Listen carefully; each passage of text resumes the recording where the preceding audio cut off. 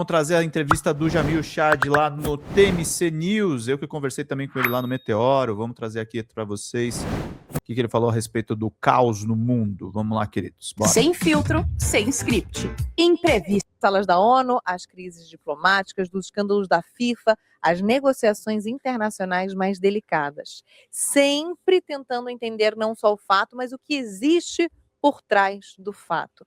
E num momento em que o jornalismo vive, e vive sim, uma crise de confiança, uma crise que também é relacionada à velocidade da publicação, à superficialidade. Exatamente, Ele Emerson. continua apostando na apuração obsessiva, na experiência acumulada e na complexidade.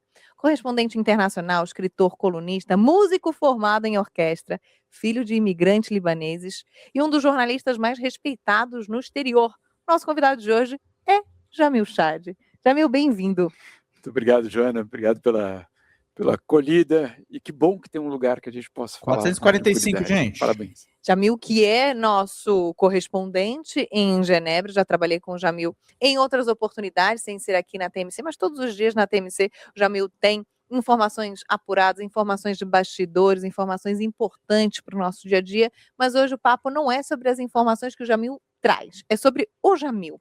E, Jamil, eu descobri duas coisas sobre você que me deixaram muito intrigada. Na verdade, eu descobri várias, mas essas duas a gente junta para que você comente. A primeira é que você escreve em pé. E a segunda é que você... Isso eu não fazia ideia. Eu às vezes almoço em pé. Mas escrever em pé é novidade. Você acende velas quando alguém que você ama precisa de proteção. E eu te faço a Místico, pergunta, hein? entre a racionalidade absoluta do jornalismo investigativo e a racionalidade que você mostra, que você traz todos os dias, e esse teu lado quase ritualístico, quem é o Jamil fora da reportagem? Puxa, essa foi uma apuração, hein? Esses dois dados. Aprendi aí, com você. Esses dois dados aí, só realmente quem me conhece para dizer isso, é verdade. Eu escrevo de pé, sempre que eu posso, eu escrevo de pé. Eu tenho uma mesinha que ela sobe, então eu coloco ela numa altura para escrever. Essas mesas que sobe é chique, gente. É pra quem é fitness. Não tem essas mesas aqui, não. Minhas mesas aqui é tudo baixinha mesmo. De pé. E sim, eu acendo muitas velas, com muita frequência. Eu não sei te responder isso, Joana. Realmente eu nunca parei para pensar. Mas eu me recuso a abrir mão da espiritualidade. Não de uma religião específica, mas de acreditar que não é possível que a gente está aqui só como carne e osso, que a gente está aqui só como indivíduos racionais. Deve ter mais do que isso, né? Então, por que não uma vela? E além disso, fica muito gostoso o cheiro também, dependendo da vela que você escolhe. Oi, Jamil, e aí procurando entender esse inexplicável que você está trazendo até em relação à espiritualidade, você tem como missão fazer com que os outros entendam o mundo e, claro, ao mesmo tempo você também tenta entender para conseguir explicar. Em algum momento você sentiu que o mundo está inexplicável? Constantemente, quase todos os dias. O que acontece, Jona, é que eu acho que esse ponto que você falou da entrevista aqui, ou desse exercício que você faz, que é de assumir que existe uma complexidade. Ou seja, enquanto a gente vê nas redes sociais muita gente, isso você deve também ver, muita gente com respostas prontas para temas e assuntos extremamente complexos. Mas calma aí, se existem respostas prontas, como é que esses temas já não foram resolvidos? Porque, obviamente, eles são complexos. Porque, obviamente, a resposta não vai ser imediata. Tem temas que estão percorrendo a história da humanidade e são tão velhos quanto a própria humanidade. Fome, as doenças, pobreza, etc. São temas absolutamente perenes na história da humanidade. Então não adianta a gente achar que nós, na nossa geração, temos uma resposta óbvia. O problema, e aí eu tenho sentido sim muitas vezes que a gente tem uma certa arrogância de achar que a voltou gente o YouTube. sabe Coisa boa. o que está acontecendo, o que sabe, o que a gente tem a resposta. E eu acho que é um erro, porque essa arrogância nossa, às vezes como jornalista, mas também como ser humano, ela impede que a gente possa ver a complexidade. E eu acho que está na complexidade a história da nossa geração. A nossa geração vive uma encruzilhada. Sim. Essa encruzilhada é absolutamente complexa. Eu não quero... sabe o que eu não quero? Eu não quero uma bolsonarista. eu não quero dizer não aceito a complexidade. Eu quero ao contrário, eu quero enfrentar a complexidade, eu quero entender a complexidade.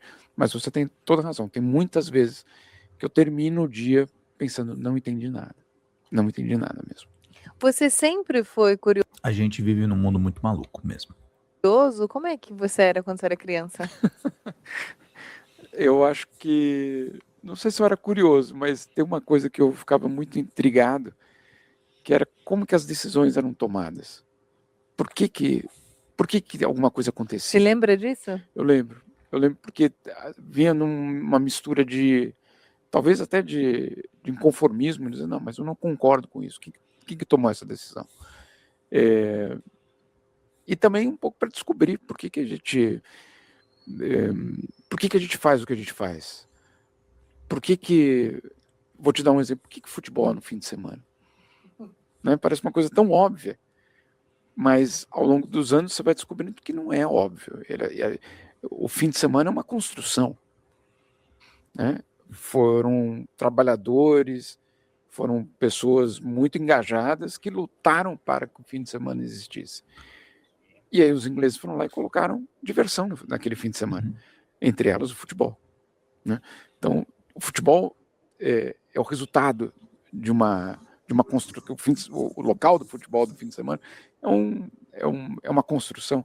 Então, eu acho que eu sempre tive uma curiosidade de saber por que as coisas acontecem, né?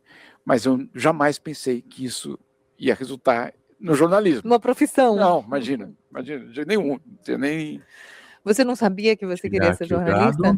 Não, até o último dia da faculdade. Eu não fiz jornalismo. Você fez o quê? Fiz relações internacionais. Mas hoje em dia você...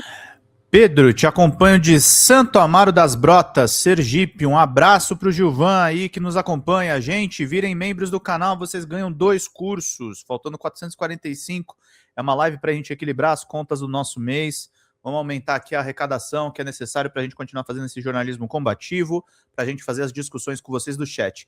R$20 vocês ganham livros de presente, tá? Os meus livros vocês ganham em PDF para quem acompanha. Trabalha com... Isso. Mas eu nenhum momento da faculdade eu pensei em ser jornalista. Até, literalmente, não é uma brincadeira, no último dia da faculdade, que tinha um cartaz de um curso de trainee, na época, da Gazeta Mercantil, século passado. Desculpa. Ô, Jamil, você é um imigrante que vem de uma família de imigrantes. Como é que isso reverbera em você e na sua personalidade? Eu até escrevi certa vez sobre isso. Eu acho que eu acordo todos os dias imigrante. Sim. E eu vejo como isso, de alguma forma, afeta o meu trabalho. Você também. Não quer dizer que a gente não se sinta em casa. Eu me sinto em casa em Genebra. Eu estou lá há 26 anos. É a minha casa. Eu não tenho dúvida onde é a minha casa. Obrigado, Valdir. Mas eu sei que muita gente me olha como... Paraíba no ar. Não saindo de lá. Apesar de estar 26 anos lá. E aí a gente fica pensando, né, todos os fluxos migratórios que aconteceram na história. A quantidade de gente que teve as suas vidas viradas de cabeça para baixo. Eu sou imigrante na situação absolutamente privilegiada. Mas tem um ponto que eu acho que liga todos nós, você, um imigrante no Oriente Médio, um imigrante latino nos Estados Unidos, que é o fato de a gente sempre questionar de onde nós somos, ou quem nós somos. Essa é uma pergunta que permanentemente faz parte da minha vida. E de onde é que você é? Eu não sei. Não, eu acho que é na complexidade que a gente vai encontrar essa resposta. Eu sei que eu sou brasileiro. Eu só tenho passaporte brasileiro. Então eu tenho certeza que eu sou brasileiro. Mas ao mesmo tempo eu tenho certeza que ao não morar no Brasil, eu perco muitas das gírias, das tendências, Da cultura atual, né? de quais são as músicas que a gente está ouvindo, qual a escalação do meu time, que às vezes eu peno para saber. Então, eu sei que tem algumas referências que eu perco. E, ao mesmo tempo, você não tem essas referências de base da Suíça, que é o que eu sinto aqui. Trabalho com jornalismo aqui. Jornalismo precisa de referências, seja referências históricas, seja referências culturais. Eu não tenho referências culturais da minha infância aqui. Então, uma discussão agora há pouco na redação era que eu nunca vi Chaves. Nunca vi Chaves. Eu sei que existe, sei que é importante, sei que muitas pessoas têm um apego sentimental, mas eu não vou parar para ver Chaves, sabe porque eu sei que é importante. Então, tem Chaves, tem Xuxa, tem Sandy Júnior, tem tantas coisas. Eu não tenho aqui, tenho de Portugal. Mas, ao mesmo tempo, eu já não estou a par de tudo que está em Portugal. Então, fica um pouco nebulosa a questão da identidade. Eu me sinto meio lá, meio cá. Você também? Entre mundos. Uhum. Eu me sinto entre mundos. Agora, com 2 filhos adolescentes que nasceram lá, é curioso, porque você vai descobrindo coisas daquele local que você nunca tinha entendido. Né? Por quê? Porque eles são de lá. Eles não são de outro local. Eles absolutamente são daquela cidade. Mas viver entre mundos não é ruim, não. Eu não acho um problema, eu acho uma riqueza. Eu acho super interessante. É um privilégio. Absolutamente. Um privilégio. Desde que você entenda essa complexidade, desde que você entenda talvez o privilégio que você está vivendo. Mas insisto, na minha situação, provavelmente na tua, situações de muito privilégio em comparação a milhões de refugiados e imigrantes que pelo mundo muitas vezes são obrigados a sair dos seus países por guerra, fome, desastre natural, etc., e não são recebidos do outro lado. Então, o entre-mundos deles é em terra de ninguém. O nosso entre-mundos é uma riqueza. A gente fala do entre-mundos sorrindo. Exatamente. Muita gente não consegue nem falar sobre isso. Exato. E até num dos textos, uma vez eu coloquei Você é o mundo com foco em Brasil, gostei dessa. A acolhida a esses 2 imigrantes. Oi, Eudete, beijo, tapioca, querida. Pão de queijo, abraços da avó, festa, etc. Então, é uma acolhida. A acolhida para um refugiado, um imigrante haitiano, venezuelano, boliviano, é outra. E a gente precisa entender que não é o país da acolhida. Para quem? Né? Quem são os imigrantes desejados e quem são os indesejados? Aonde é que esse país... aqui cabe todo mundo. Não é verdade. É um país discriminatório, xenófobo, racista. O Brasil é tudo isso. Então, a gente não confundir que existe uma acolhida para todos. Não é para todos. Fala, galera da Folha TV, não se esquece de se inscrever aqui no nosso canal para assistir programas como Folha Notícias Manhã, Folha Notícias Noite, o nosso Folha Entrevista e o nosso Barzinho das Meninas. Muitas coisas bacanas a gente acompanha por aqui e a gente precisa muito, muito do apoio de vocês para nosso trabalho jornalístico, investigativo, de curadoria de conteúdo, com vocês ajudando no nosso Pix, folhademocrata@gmail.com, ou mandando superchats, valeu demais, e os recursos financeiros, tornando-se membro do nosso canal, no nosso curso de jornalismo básico, para você ficar muito bem informado a respeito de tudo. Queridos e queridas, muito obrigado pela presença de todos vocês, vida longa e próspera. Cuidem-se, cuidem dos seus, e não esquece de se inscrever aqui na Folha TV. Até mais!